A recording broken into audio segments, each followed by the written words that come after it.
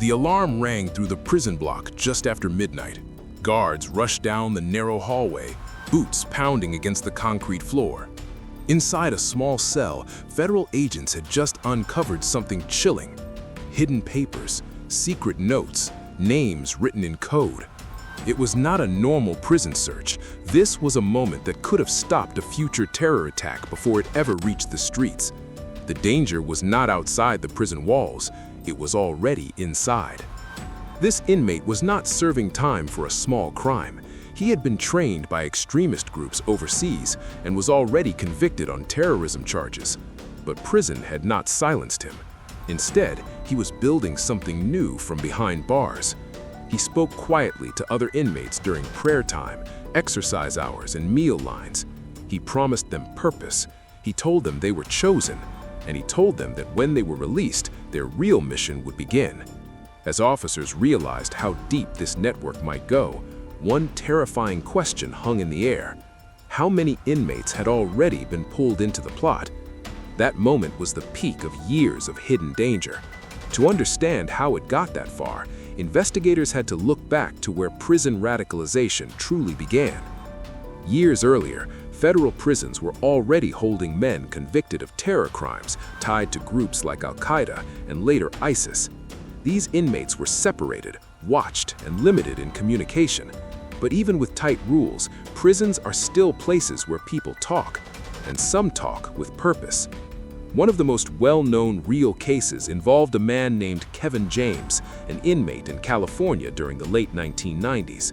While locked up, he formed a group called Jamiat-ul-Islam Isahe. It started as talks about religion. Soon it turned into lessons about violence, hatred, and war. James used prison life to his advantage. He targeted inmates who felt lost, angry, or scared. He spoke about injustice and made prison feel like proof that America was at war with them. Guards did not see bombs or weapons. What they saw was talk. But that talk became belief, and belief became plans. When some of James's followers were released, the danger moved outside. In 2005, authorities uncovered a terror plot in Los Angeles aimed at military bases and religious buildings. The group planned robberies to fund attacks. What shocked investigators most was where the group was born, inside a prison cell. This pattern would repeat years later in federal prisons across the country. In Texas, another convicted extremist continued recruiting behind bars. He shared written materials and spoke openly about violent jihad. He trained inmates physically during yard time, telling them to stay strong for future battles. Some inmates listened, others reported him.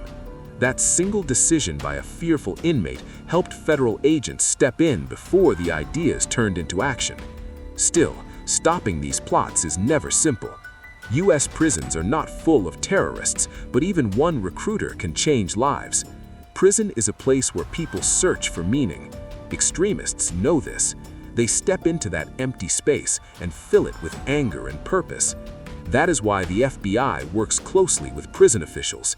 They monitor mail, calls, and behavior. They watch who gathers, who teaches, and who listens. But monitoring has limits. Guards cannot hear every whisper. They cannot read every thought. Extremist inmates often hide their true goals behind religious language, making it hard to tell faith from violence. This creates a dangerous gray area where ideology can grow quietly. For long periods, prison life looks calm. Inmates line up. Doors open and close, lights go out, nothing seems wrong. That is when networks form. That is when trust is built. And that is when the most damage can be planned without noise. Federal investigators later admitted that some of the most serious terror cases in the U.S. could have begun inside prisons if not caught early. That is why special prison units were created to limit communication for high-risk inmates. Letters are read, visits are watched, phone calls are recorded. Still, the threat never fully disappears. The night of that prison search ended with one cell locked down and one inmate placed into extreme isolation. The papers were seized, the names were logged, interviews began immediately. But as dawn broke over the razor wire fences, agents knew the truth. This was not just one man's plan. it was a sign of something larger. Because somewhere else, in another prison, another voice could already be whispering the same message. And next time, the warning signs might not come in time. And that's where the real fear begins. The prison phone call lasted less than 5 minutes, but it was enough to trigger an emergency alert at FBI headquarters. Analysts froze as the recording replayed. The inmate's voice was calm, almost friendly, but the words carried hidden meaning. Phrases that sounded harmless were actually coded signals. Investigators had seen this before.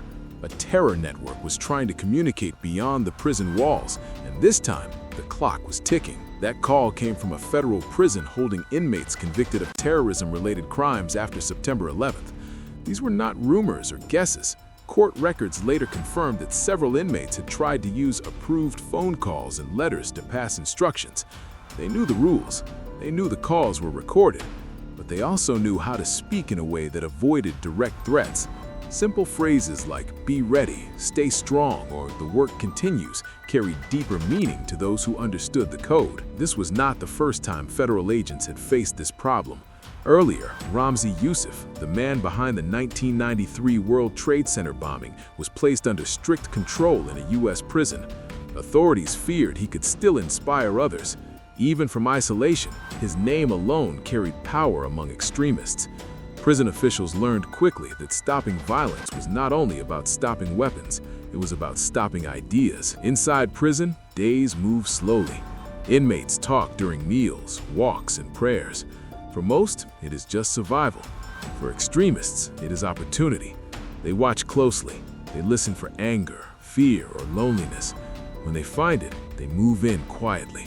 They do not start with violence. They start with belonging. This pattern was confirmed in multiple real investigations.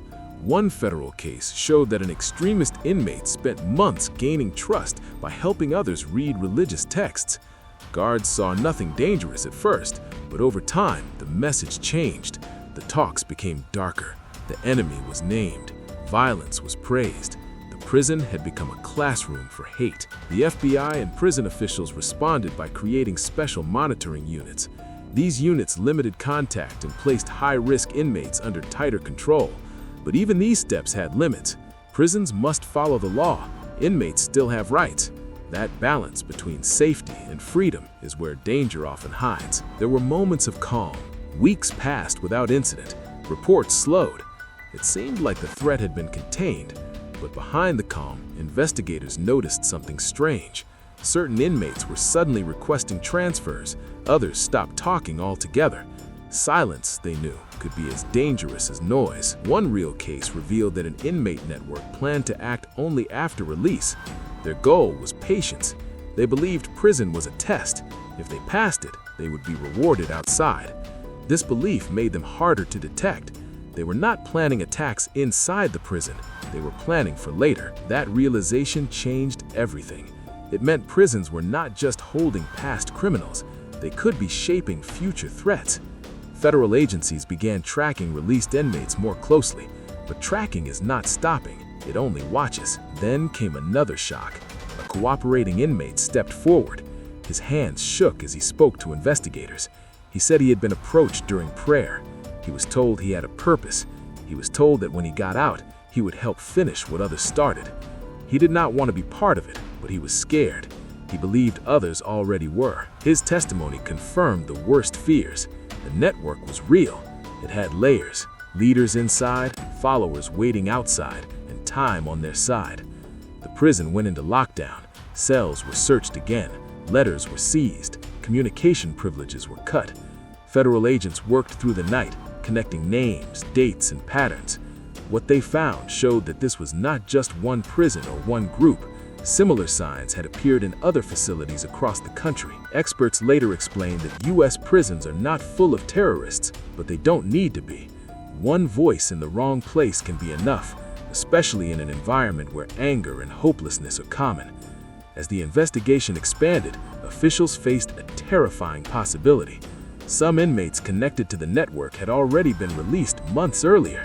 No one knew how deeply they believed the message. No one knew what they were planning now. The prison gates had already opened for them. And somewhere outside those walls, a plan might already be moving forward. The arrest happened at dawn. Federal agents moved fast, knocking on the apartment door before the sun came up. Inside, they found a man who had walked free from prison months earlier. On the surface, he looked like anyone else starting over, but investigators believed he was carrying something far more dangerous than luggage from his release. He was carrying ideas planted behind bars, ideas that could turn into violence if no one stopped him in time. This moment didn't come out of nowhere. It was the result of years of lessons learned the hard way. After earlier terror cases, the FBI began tracking how extremist beliefs moved through prisons and followed inmates after release. In several real cases, men convicted on terror charges or recruited inside prison tried to reconnect with extremist circles once free. Some attempted to travel overseas. Others tried to spread the message online. A few were arrested again before they could act. The man arrested that morning had been flagged because of who he talked to in prison and who contacted him after release. Phone records and interviews showed a pattern. He stayed quiet, he avoided trouble, but his contacts raised alarms. Investigators believed he had been groomed to wait, to stay patient, and to act only when told. This patient approach made him harder to spot than loud or angry extremists. Inside prisons, officials reflected on how this happens. Prison is not always loud and violent. Often, it is slow and lonely. That is when ideas grow. Extremists know this. They offer friendship first, then they offer answers. Over time, those answers become commands. Real reports from prison staff show that most inmates reject extremist messages, but a small number do not, and those few are enough to cause fear. That is why prisons change their approach. Guards are trained to notice shifts in behavior, not just rule breaking. Who sits with whom? Who suddenly changes beliefs? Who stops talking? Even with these steps, officials admit they can't catch everything. Prisons are crowded, staff are stretched thin. Extremist recruiters use patience as a weapon. They may wait years before moving forward. After the arrest, the public learned only part of the story. Officials avoided details to protect ongoing investigations. What they did confirm was chilling. The threat was not a single prison. It was not a single group. It was a system-wide risk that required constant attention. Experts later explained that U.S. prisons are not breeding grounds by design, but they can become pressure cookers. When anger, loss, and fear mix with ideology, the result can be dangerous. This is why federal agencies work together. The FBI, prison officials, and intelligence teams share information daily. One missed detail could mean lives lost. There were successes. Several planned actions were stopped before they began. Inmates who chose to speak up helped save lives. New programs focused on breaking extremist influence before release. These programs did not promise miracles, they promised time. Time to cool anger, time to question lies, time to choose a different path. But time cuts both ways. For every case stopped, officials know there could be another still hidden. Somewhere, an inmate might be listening. Somewhere, a released prisoner might be watching and waiting. The walls of a prison do not end ideology. They only contain it for a while. As night fell after the arrest, agents reviewed files late into the evening. Names crossed states, dates crossed years, patterns repeated. One truth became clear.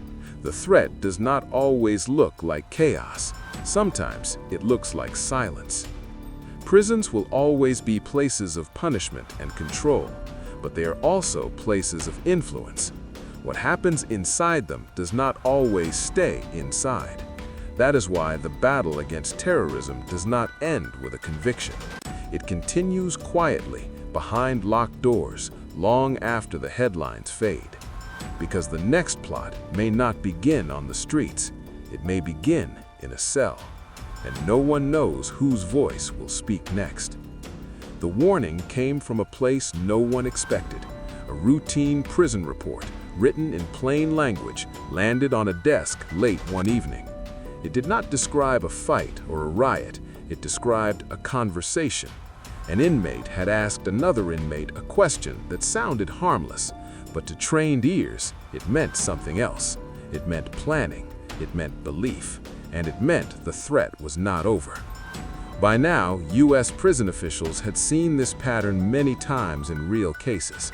Extremist plots tied to prisons rarely explode in one moment. They grow slowly. They pass from one person to another like a secret.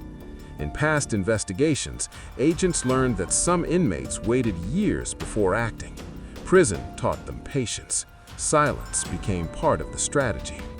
Federal agencies responded by tightening systems already in place. Communication management units were expanded. High-risk inmates were separated. Mail delays increased. Phone calls were cut shorter. Every move had a reason, not punishment, but prevention. The goal was simple: stop the idea before it became action. But even with these controls, officials faced a hard truth. A prison sentence ends, gates open, people leave. That moment of release is when the danger can return to the outside world. In several real cases, former inmates convicted of terror-related crimes tried to reconnect with extremist networks after release. Some were arrested again. Others were stopped by tips. A few vanished into normal life, never acting. No one could know which path each person would take. One real investigation showed how close disaster can come. Authorities tracked a former inmate who had been influenced inside prison.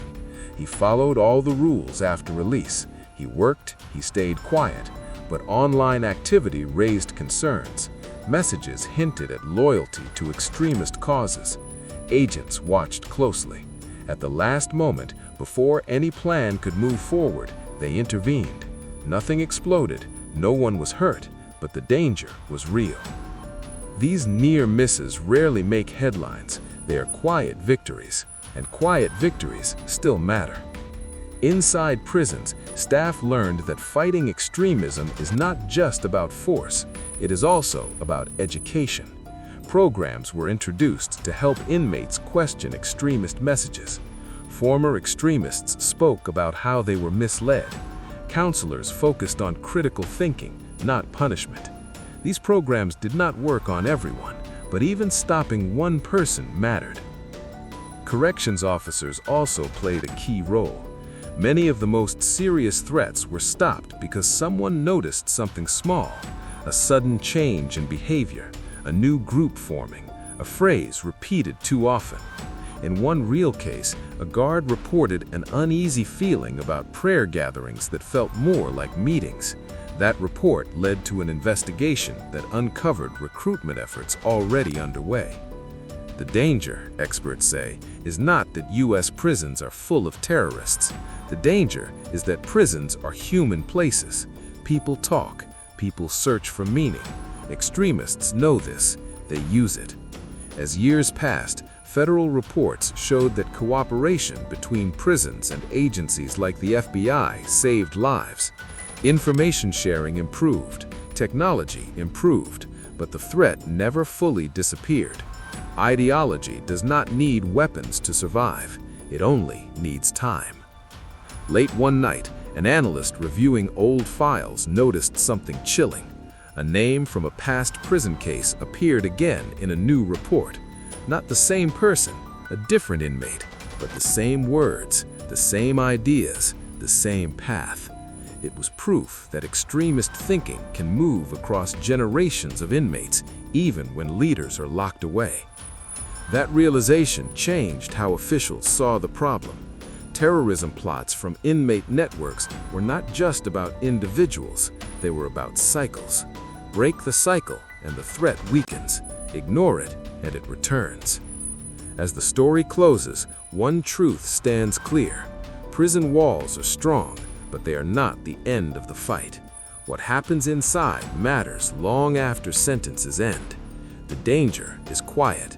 It hides in patience and belief, and it only takes one voice to start it again.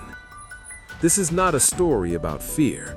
It is a story about vigilance, about the unseen work done every day to stop violence before it begins. The threat of terrorism plots from inmate networks is real, but so is the effort to stop it. If this story made you think, stay alert, stay informed, and remember, some of the most important battles are fought where no one is watching. Because the next warning may not come with noise, it may come in silence.